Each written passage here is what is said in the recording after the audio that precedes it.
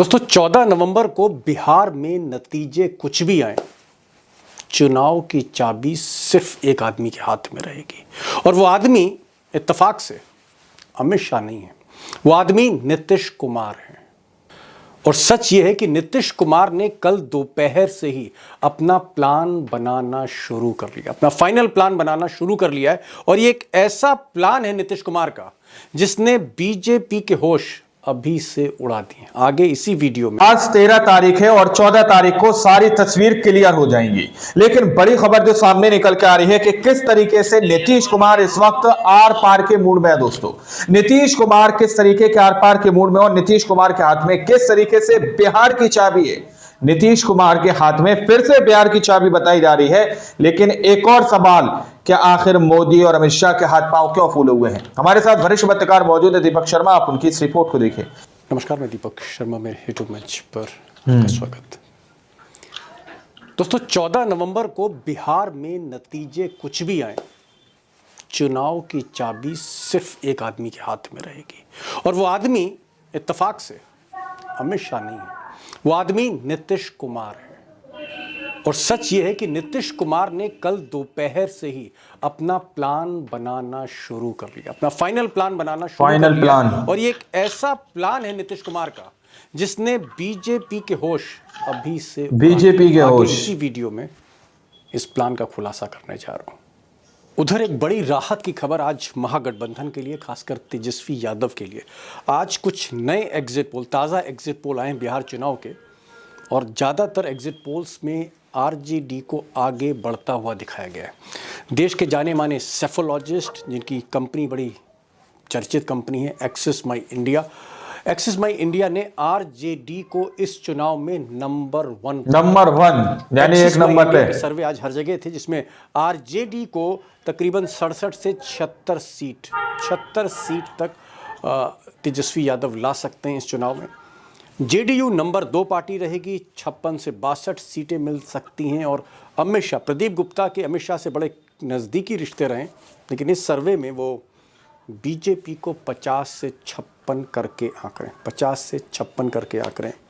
Number 3 party है Congress, 4 number पे है, चौथे नंबर पे 17 से 21। और यहाँ पर मैं ऐड करना चाहूँगा कि ये कांग्रेस अगर 25 के ऊपर निकलती है 14 तारीख को, 25-30 तक पहुँचती है कांग्रेस, तो फिर तेजस्वी को कोई रोक नहीं सकता है मुख्यमंत्री की शपथ लेने से। लेकिन बात यही खत्म नहीं हुई। तेजस्वी यादव के लिए एक और अच्छी खबर है। एग्जिट पोल्स में दिखाया गया है कि तेजस्वी यादव मुख्यमंत्री की चॉइस नंबर 34% मतों से वो आगे चल रहे हैं। उसके बाद 22% पर चाचा नीतीश कुमार हैं और 4% पर प्रशांत किशोर हैं। लेकिन मुझे लगता है दोस्तों, पहले बात कर लें चाचा नीतीश कुमार की, भतीजे की बात बाद में होगी।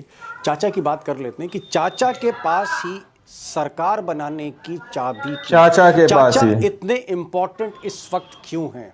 यही फोकस है ज़्यादातर पत्रकारों का इस वक्त पटना में, बिहार में। अब दोस्तों, जो अंदर की खबर है वो ये है कि नीतीश कुमार ने कल दोपहर में एक भोज दिया, एक लंच दिया, और बहुत ही सेलेक्ट अपने एडवाइजर्स को वहाँ पर बुलाया। वहाँ पर विजेंद्र यादव थे जो कैबिनेट मिनिस्टर हैं, वहाँ पर विजय चौधरी थे, वहाँ पर मनीष वर्मा थे जो उनके एडवाइज़र हैं, पुराने ब्यूरोक्रेट हैं। वहाँ पर संजय झा को, ऐसा कहा जा रहा है संजय झा को नहीं बुलाया गया, जो इस वक्त कार्यकारी अध्यक्ष हैं, अमित शाह के बड़े करीबी हैं। लेकिन लल्लन सिंह को इस पार्टी में मैसेज देने के लिए जानबूझकर नीतीश कुमार ने बताया, ऐसा कहा जा रहा है। अब ये जो भोज बैठक थी ये लंबी चली, लेकिन 3 पॉइंट सामने, 3 पॉइंट, और तीनों पॉइंट पर मैं चाहूँगा कि थोड़ा सा आप गौर करें। बड़े इंपॉर्टेंट पॉइंट हैं चुनाव को लेकर ये। पॉइंट नंबर 1, और पॉइंट नंबर 1 ये है कि नीतीश कुमार ने साफ इंस्ट्रक्शंस दी हैं, एक तरह की सहमति जताई है कि किसी भी सूरत में अगर गड़बड़ी की जाती काउंटिंग के दिन, जो गुजरात लॉबी करती रही है, तो बीजेपी को गड़बड़ी करने के जरिए, यानी बेईमानी करके, नंबर 1 पार्टी नहीं बनने देंगे। और इस सिलसिले में स्पेसिफिक इंस्ट्रक्शंस बिहार के टॉप ब्यूरोक्रेट्स को गए हैं। ज़्यादातर अफसर इसमें नीतीश कुमार के ही पुराने वफादार हैं। डिस्ट्रिक्ट मजिस्ट्रेट से बात हो रही है, रिटर्निंग ऑफिसर से बात हो रही है कि इस तरह की गड़बड़ नहीं होनी चाहिए, यानी बीजेपी को बेईमानी करके आगे बढ़ने नहीं दिया। चौंकाने वाली खबर है, आगे इस पर और बात करेंगे। और point number 2, JDU Janata Dal United इस बार एक बड़ी पार्टी के रूप में उभर रही है। यानी पिछली बार 2020 की तरह जेडीयू 43 सीट पर नहीं सिमट रही। बड़ी पार्टी का मतलब है कि जो टर्म्स हैं, जो शर्तें हैं, वो नीतीश कुमार ही गुजरात लॉबी को डिक्टेट करेंगे। ये बहुत क्लियर कर दिया है नीतीश कुमार ने। और पॉइंट नंबर 3, इस तरह के इरादे, हालांकि नीतीश कुमार ने इस पर पूरी तरह से अपनी बात स्पष्ट नहीं की है, लेकिन अगर अमित शाह 3-5 करते हैं, अड़ंगा लगाते हैं, एजेंडा अपना सेट करने की कोशिश करते हैं, या बीजेपी कहीं ना कहीं सिंगल लार्जेस्ट पार्टी बनकर अगर सीएम अपना बनाती है, नीतीश कुमार को किनारे लगती है, तो फिर नीतीश कुमार कुछ भी करने को तैयार है। और उसी के लिए एक अलग से प्लान भी तैयार किया जा रहा है, जहां नीतीश कुमार के लोग कल रात भी और आज सुबह भी लालू कैंप के संपर्क में। आगे की खबर आप नीतीश कुमार के बेहद करीबी पत्रकार कन्हैया बेलारी से सुनिए। क्या करने जा रहे हैं Nitish Kumar? Nitish Kumar already plan B बना चुके हैं। ओह, नक्शा बन चुका है। हाँ, प्लान बी के तहत ही वो ललन सिंह के घर गए थे। ओके, ललन सिंह के घर गए थे। देखिए कन्हैया बेलारी साहब, आज आप कहानी पता नहीं क्यों इतना उलझा रहे हैं, जलेबी बन रही है सर। सीधे सीधे बताइए, दिल में इतनी बातें रखी हुई हैं, बोलिए तो। प्लान बी ऑलरेडी बना हुआ है। थोड़ा सा भी बीजेपी के होश बनाने के चक्कर में पड़ी तो मामला उनके हाथ से निकल जाएगा और नीतीश कुमार और लालू यादव मिलकर के सरकार बनाएंगे, नीतीश कुमार चीफ मिनिस्टर बनेंगे। चलिए, प्लान है। और दोस्तों, सवाल बस अब एक ही है कि अगर अमित शाह के प्लान के मुताबिक बीजेपी 1 नंबर की पार्टी बनती, सबसे बड़ी पार्टी बनती है, तो क्या सीएम बीजेपी का बनेगा? क्या सीएम नीतीश कुमार नहीं बनेंगे? और अगर नीतीश कुमार चीफ मिनिस्टर नहीं नंबर 1 यानी 1 नंबर पे प्लान ऑफ अमित शाह के प्लान के मुताबिक, तो फिर आगे क्या होने जा रहा है? नीतीश कुमार आगे क्या करने जा रहे हैं? और क्या भतीजा मौके के इंतजार में है? अब दोस्तों, अंदर की खबर क्या है, मैं भी जानना चाहता था और जाहिर तौर पे आप भी जानना चाहते हैं। इस स्टेज पर अंदर की कहानी क्या है पटना में, और इस कहानी को आज ब्रेक कर रहे हैं कन्हैया बेलारी, नीतीश कैंप के सबसे करीबी पत्रकार आप कह सकते हैं। हमारे साथ सरोज सिंह होंगे। सरोज सिंह भी पटना बेस्ड सीनियर जर्नलिस्ट हैं, लालू कैंप और नीतीश कैंप को बहुत अच्छी तरह से समझते हैं। अभिषेक भी हैं जो बीजेपी को भी समझते हैं, कांग्रेस को भी समझते हैं, और दोनों बिहार की पार्टी आरजेडी जेडीयू को समझते हैं। इसके अलावा इलेक्शन को लेकर कुछ खेल हो सकता है, इसलिए मैंने उमाकांत जी, इलेक्शन एक्सपर्ट, इलेक्शन कमीशन के एक्सपर्ट, उनको भी बुलाया। इन लोगों को सुनिए और आपको खुद क्लियर होगा कि होने क्या जा रहा है बिहार में। चॉइस नंबर 1 बेलारी है कि नीतीश कुमार ने कल एक लंच दिया, उस लंच में उन्होंने अपने किचन कैबिनेट को बुलाया और ललन सिंह को भी बुलाया। उस बैठक में, इस इंपॉर्टेंट बैठक में वोटिंग के दिन, नीतीश कुमार की बातों से आपको क्या संकेत मिल रहा है? क्या नीतीश कुमार चाचा के पास ही जा सकते हैं? क्या नीतीश कुमार को अभी भी प्रॉब्लम है अमित शाह से, नरेंद्र मोदी से? नीतीश कुमार क्या सोच रहे हैं, मैं वो खबर चाह रहा हूं आपसे। नहीं, नीतीश कुमार सोच रहे हैं, यही सोच रहे हैं कि मतलब कोई भी आदमी, मान लीजिए कि पिछले चुनाव में भी लोगों ने बहुत कुछ खेला किया, लेकिन चूंकि नीतीश कुमार, मैंडेट ऐसा आया कि बीजेपी की मजबूरी हुई कि इन्हीं को हमको बनाना है।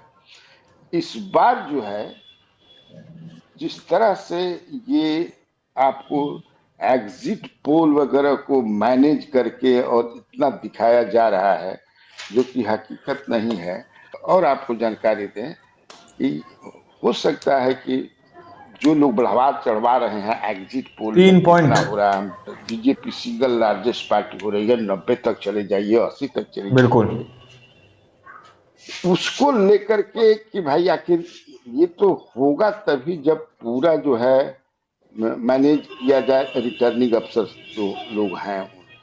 लेकिन नीतीश कुमार के ही कंट्रोल में वो सब है ना, सरकार के कंट्रोल में है जी। पहले, तो वैसा नीतीश कुमार होने उन्हें नहीं देंगे कि आप जो है ऐसा कर लिया। आप ये कहना चाह रहे हैं कि नीतीश कुमार जो हैं किसी तरह का खेल नहीं होने देंगे, बेईमानी नहीं होने देंगे?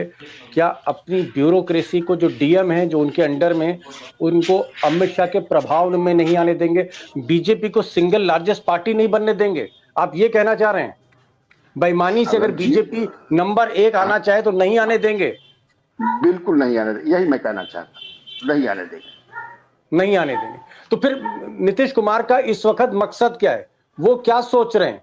बीजेपी को किनारे करना, डिक्टेट करेंगे? अभी तो ऐसा नहीं है, वो इतना इसका थोड़े बता देंगे कि हम कहते हैं मनसा, लेकिन वो असहज हैं।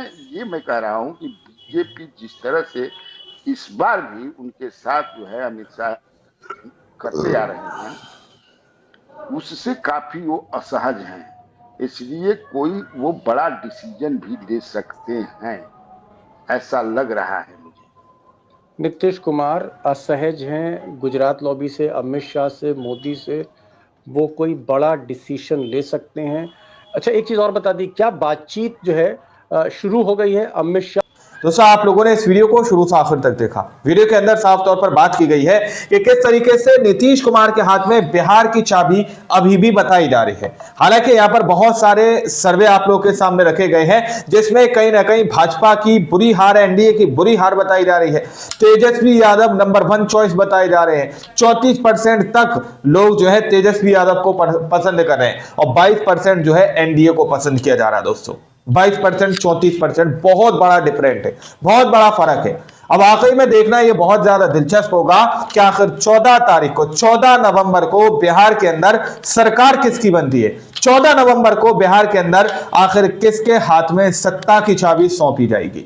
बाकी आप लोगों ने इस रिपोर्ट को देखा सुना, आप लोग इस रिपोर्ट के बारे में क्या सोचते हैं, क्या समझते हैं, अपनी राय कमेंट सेक्शन में जरूर दीजिएगा। मिलते हैं अगली वीडियो में, जब तक के लिए जय हिंद, जय भारत।